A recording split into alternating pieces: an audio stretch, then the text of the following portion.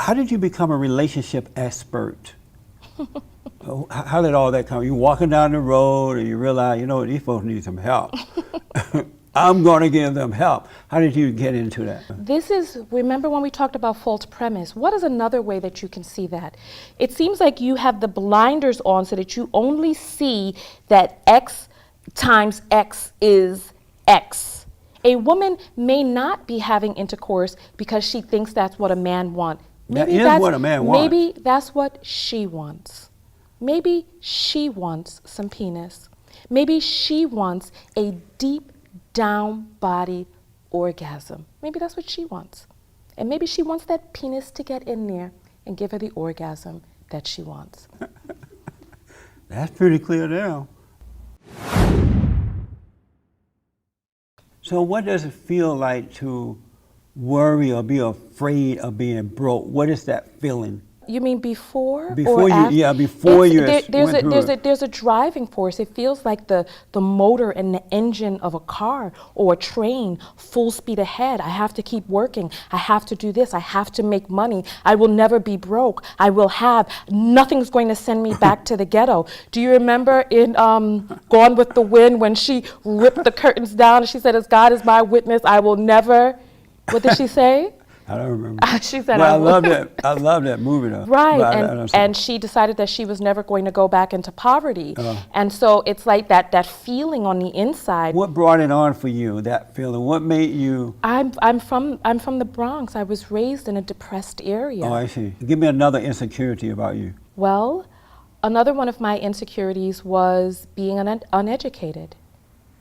I did not want to be ill. I did not want to be uneloquent. I did not want to speak poorly. I did not want to not be able to navigate mentally through this world. Which is most important, to be well educated or a woman of character? I think part of your character is what drives you to want to do the best for yourself and other people. So which is most important? I think that they're all related. I noticed that a lot of women are acting in a way that they think men are acting as though they think it's the right thing. For example, they're having sex before marriage, or they're having sex with different people, or they are married and cheating on their husbands now. It's real popular now. And they seem to think that because some men are doing that it's okay to do it without realizing that it shows a lack of character and self-control. What? For women to be doing those types of things. For women to be doing what types of things? Enjoying sex? Before marriage. Well, then that's your opinion, sir. So do you see that as a lack of character? I actually am on the opposite side of that than you. If a person is doing something for another person, that's a different story. But if there is a woman who is in touch with herself and her inner feminine divine, and she wants to engage in coitus with a person, then she should. I think that there's a huge problem, and even the way that you preface the question is part of the socialization that we've had, that women's bodies are somehow the property of men, and that a woman should not do such and such because of the way men will interpret her actions.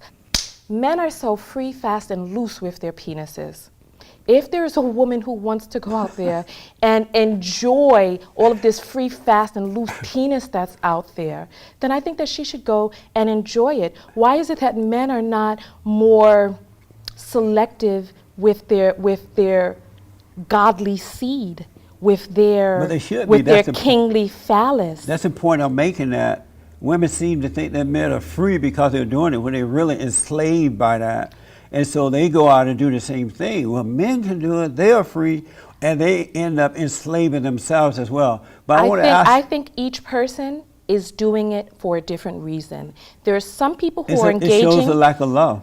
That's your, and there we go with the false premises again. That's the way that you are perceiving someone else's actions without having enough information to form a proper conclusion. So would you recommend to women to have sex before marriage? What is marriage? When a man and a woman come together as one. Man and under woman? Under the umbrella of God. God, Right. everybody has a different interpretation of who God is. Do you believe in God? I believe, okay, I am not a Christian, but I do believe in God. And I think that part of the disconnect that we have is that there are certain people that feel that the Christian God is the only God and the only valuable God that there is. So therefore, they use the interpretations that were written in the Bible, who was written by people who believed in the premise of this particular type of God, and then created all of these rules and regulations on that premise. And like I said, when you start with a false premise, everything else that you conclude after that will be false. And so for some people, if you believe in this Christian God or the God of the But you Bible, said as though it's a negative. What's wrong with being a Christian? I don't feel that there's anything You're wrong. like, I'm not a Christian. I am personally not a Christian. But why And not? I'm sorry to hear that. I believe that the God that is depicted in the Christian Bible is a very violent, a very vindictive, a very jealous, and a very petty God. Why do you believe that? Read the stories of the Old Testament. Oh, let me ask you this. Do women know that these women who are having sex before marriage and carrying on with different men and loving themselves, do they know that men don't want to marry a woman like that and have children with her? There are different men out there who want different things. There are But different not women for out there. a good, decent wife and mother to the That children. is, then here we go with the false They'll do the premises sex again. stuff because the men are, really into sex, but and they that's- don't and see that's that as when- the kind that's- of woman that they would marry and and have a family with. Remember when we talked about false premise? What is another way that you can see that? It seems like you have the blinders on so that you only see that X times X is X. A woman may not be having intercourse because she thinks that's what a man wants. That is what a man wants. Maybe that's what she wants. Maybe she wants some. Maybe she wants a deep down body orgasm. Maybe that's what she wants. And maybe she wants that to get in there and give her the orgasm that she wants. That's pretty clear now. How did you become a relationship expert? How did all that come? You walking down the road and you realize, these folks need some help. I'm going to give them help. How did you get into that? I started making YouTube videos when YouTube was about 2 years old. I had a near-death experience the same year, and that's what actually led me onto YouTube. And I started making videos, and the videos that resonated most with people were the videos when I started talking about loving yourself. Right. And everything is relationship. The relationship that you have with yourself is mirrored in the relationship that you have with other people. And so when I started talking about self-love, it resonated with other people and it resonated with the masses. That's how I've been able to amass more than 300,000 social media followers. Right. This is how I get 1 million views a month. Is there a difference between men and women? Each person has a different ratio of masculine and feminine. I have a feminine side and a masculine side. You have a feminine side and a masculine side as well. So each person has variances of how the feminine and the masculine shows up in their life. The feminine is soothing and calming and nurturing and loving and healing. The masculine is constructive and building and protective, and there's a force to masculinity. I agree with you that men do have that feminine side to them, but it's something that they should overcome. It's not something that they should hold on to. And the reason that they develop that feminine side is because of the relationship with their mothers. They get her identity for a while, but after a certain period of time, they should be turned over to the father so that they can watch and observe him and overcome the mama that's in them and become real men. And I've noticed that women hate men who hold on to their feminine side because it's like being with another woman and they want a man. Women can't help but be attracted to real men. They don't like weak men. Each human being needs the balance of masculine and feminine. When a father goes to hold his child, when a father goes to cook, when a father goes to prune a garden, when a father goes to create, that's the feminine side of him. It's terrible too. It's so destructive. I'm sorry, See, what is destructive? for a man to be that way. See, And what you might not that could be understand. part of your own brokenness, where you've decided that you don't even need affection. Let me tell you this. What you probably don't understand is it's unnatural for a woman to be emotional like that, and for a while the child need that type of mother's love. But a father's love is not of emotion. He is the spiritual head of his family. He brings the love in to his family, and he receives it from God. And that love is a light unto your feet, because emotions are up and down. They're not good to have. So the father show his children how to overcome that. Do you agree with that? Of course I don't, and you can see from my face that I'm I know, I revolted see you. Why by that are you thought. rejecting it? Would you I'm want, revolted by it. would you want to marry a feminine man? I need a man who is balanced with his masculinity and his femininity. So you want him to be feminine sometime and masculine sometime? Did you know? You don't look like a woman that would want a feminine man. I just don't. I'm not accepting that. Did you know that a penis feels best when it is not rigidly hard, but in between hard and not so hard? Did you know that? No, I didn't know that. Yes. But what did that have to do with When it? a man is too hard, he is unsuitable for a woman. Amazing. So So a man has to be pliant. The men who are not able to calm down their masculinity, who are not able to damper or temper their masculinity, those are the men who end up with other men. A man who wants to be with a woman has to soften himself and make himself pliable enough for a woman to be with. he doesn't have to do that, but in his weakness, he think he does, because he doesn't understand that masculinity draws women unto them. They don't have to weaken themselves like that. But you're right, men do fall from their masculinity in order to seduce a woman, because they don't know what the power of masculinity. People you- are of the false impression that it's the feminine men who, those are the ones who are gay. No. It's the ones who are like, rah, rah, I'll never soften myself. I am man. I don't need to be soft. Those are the ones who Do you- end up with other men, So do you because think they can that's what- all be masculine together and roll around, punching and grappling each other. Do you think that's what masculinity is? That is hypermasculinity. What's Yes. your definition of masculinity?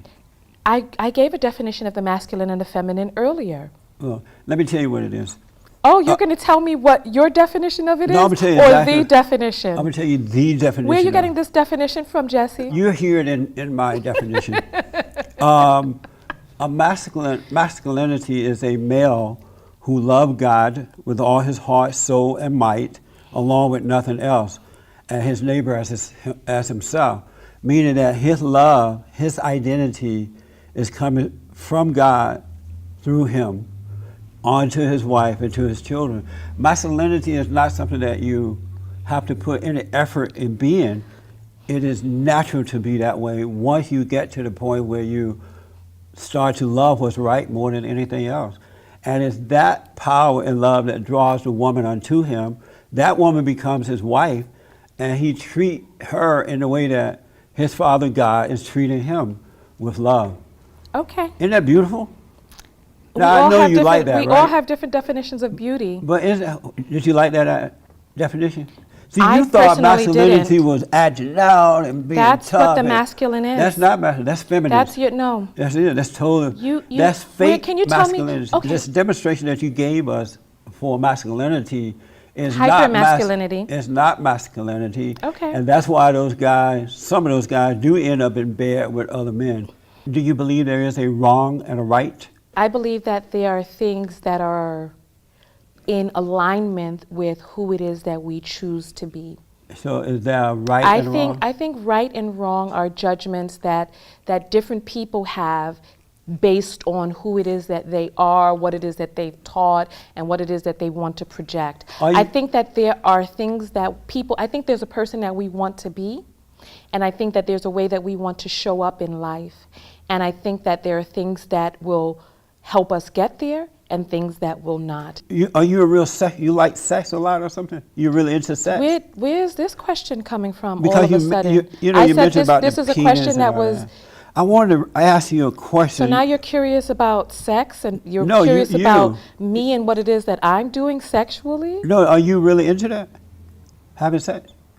I think that each person should be able to explore what it is that brings them joy. Are you doing a lot of exploring? Excuse me? Are you doing a lot of exploring? I think that what it is that I'm doing personally with my vagina is between me, my vagina, and anyone who consents, and I consent to be with me and my vagina. If you want to talk about self-love, let's talk about self-love. If you want to talk about loving yourself and things that have to do with that, but when you start putting my vagina on trial, asking me who's going in my vagina and whether or not I got a lot going in on my vagina, you start to cross the line, Why sir. did I ask all that? I was just asking if you really into sex. Two final questions. One is, do you believe that human beings are in a fallen state? I believe that we are perfect. I believe that we are God manifested. Would God manifested perfect people hate one another? There are different things that take us closer to who it is and what it is that we want to be, and things that take us further from that. If love is who we are, let's say that that's the premise. Are these actions bringing us closer to love or separating us further from love? So does a certain action serve us and bring us closer to our own inner divinity, to our own inner love and the love and energy that exists in each person, or does it separate us further from that? Tell us, what is self-love and how do you get it? By separating everything else which is not love. All that you have left, the lowest common denominator, all that is left in the aftermath is love, is your real you. Did you have fun? It was an interesting time, I'll tell you that much.